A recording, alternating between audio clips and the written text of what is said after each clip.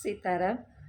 આ જિંદગીનું રંગમંચ એવું છે કે વૈજ્ઞાનિકો શોધી રહ્યા છે કે મંગળ પર જીવન છે કે નહીં, અને આપણે બધા શોધી રહ્યા છે કે જીવનની અંદર મંગળ છે કે નહીં. મિત્રો, જિંદગીની સફરની અંદર રાજાથી લઈ અને રંક સુધી કોઈના જીવનને શાંતિ નથી.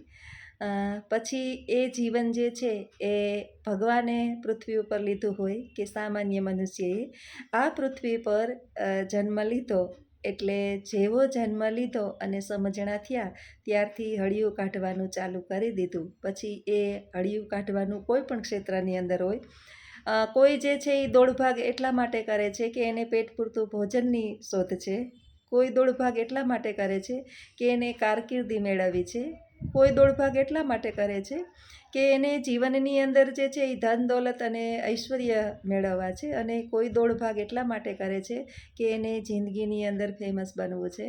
કંઈક ને કંઈક દોડભાગ જગતની અંદર દરેક લોકોની ચાલુ જ છે, અને એ દોડભાગ જે છે એ જીવનના છેલ્લા શ્વાસ સુધી પૂર્ણ ક્યારેય થતી નથી.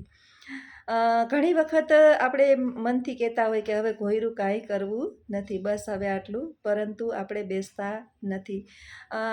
આનું અદ્ભુત ઉદાહરણ તમને કાયમને માટે જોવા મળશે કે તમે જ્યારે દુકાનની અંદર પ્રવેશ કરશો ત્યારે પગ પણ નહીં ચાલતા હોય છતાં પણ એ દુકાનની અંદર જે છે એ આટા મારતા હશે, જેને આપણે શેઠિયા કહીએ છીએ. અને એક રીતે કહીએ તો આ સારું પણ છે, કારણ કે ઘરની અંદર બેઠા બેઠા જીવન બોરિંગ થઈ જાય, અને જીવનના છેલ્લા શ્વાસ સુધી કામ કરીએ તો કામ કરતાં કરતાં જીવન જે છે એ વહેલું પરિપૂર્ણ થઈ જાય. આ બધી દોડધામની અંદર આપણે એક વાતને તો ભૂલી જ જઈએ છીએ કે આ પૃથ્વી પરથી સોયના નાકા જેટલું પણ આપણે આપણી સાથે લઈ જાશું એવી ઈશ્વરે કોઈ પણ વ્યવસ્થા કરી નથી. એટલે કામ ચોક્કસ કરવાનું જ છે, ધનદોલતે કમાવાનું છે, ઐશ્વર્ય પ્રાપ્ત કરવાનું છે, અને ઈશ્વરે આપણને એટલા સક્ષમ બનાવ્યા હોય તો આ જગતની અંદર આપણું નામ પણ બનાવવાનું છે. પણ સાથે સાથે એ ભૂલી નથી જવાનું કે આપણે માણસ છીએ. માણસના જીવનની અંદર મંગલ ત્યારે જ હોય જ્યારે ઈશ્વર એમની સાથે હોય. તો એ ઈશ્વરને આપણે છોડવાનો નથી, ભૂલવાનો નથી. જીવનની અંદર તો મંગલ થવું હશે તો થશે. મંગળ ઉપર એ જીવન હશે કે નહીં હશે એની આપણે કાંઈ લેવા દેવા નથી, કારણ કે આપણે મંગળ ઉપર જવાના નથી, અને જાશે તો એ વૈજ્ઞાનિકો જાશે. અને આપણી વિશ્વની અંદર લગભગ 5% પણ વૈજ્ઞાનિકો કદાચ હોય કે ના હોય. ઈશ્વરે અમુક લોકોને જ એવી બુદ્ધિ આપી હોય કે ત્યાં સુધી પહોંચે છે.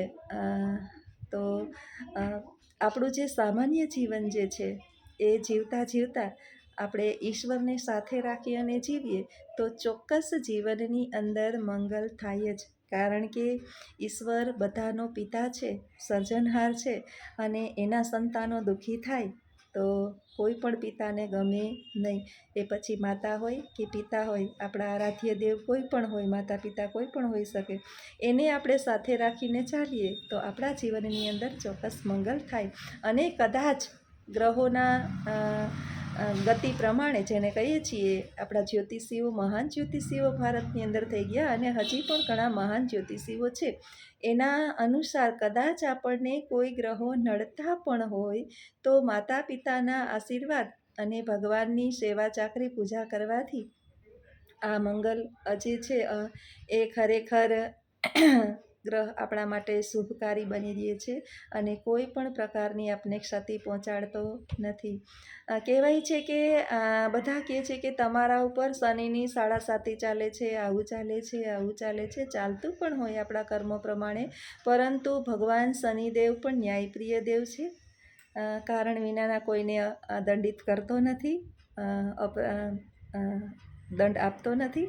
એટલા માટે આપણે જો યોગ્ય કાર્ય કરીએ અને આપણી રીતે જીવન જીવીએ તો જગતમાં લગભગ એવું કોઈ કાર્ય નથી કે જે આપણે ના કરી શકીએ, પરંતુ એ કાર્ય કરતાંની સાથે આપણી ઉપર 3 લોકોના આશીર્વાદ હોવા જોઈએ તો જ આ કાર્યની અંદર આપણે સફળ થઈએ.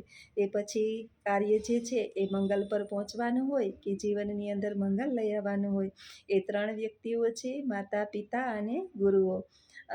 આપણા ગુરુજનો, કારણ કે ગુરુ વિના જ્ઞાન મળે નહીં અને માતા પિતા વિના ક્યાંય માન મળે નહીં. તો આ 3 લોકો જે છે એ સ્વાર્થ વિનાના આપણા સાથે જોડાયેલા છે.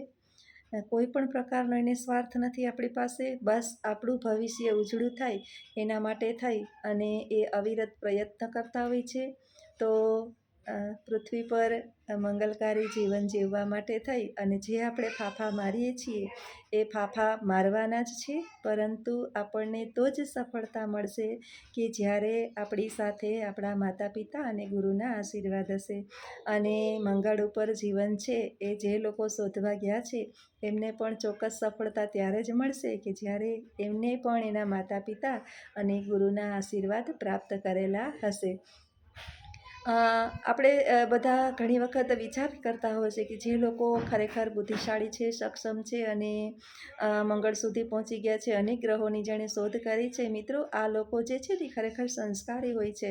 એ ગુરુનું એને ઘણું બધું સ્થાન હોય છે.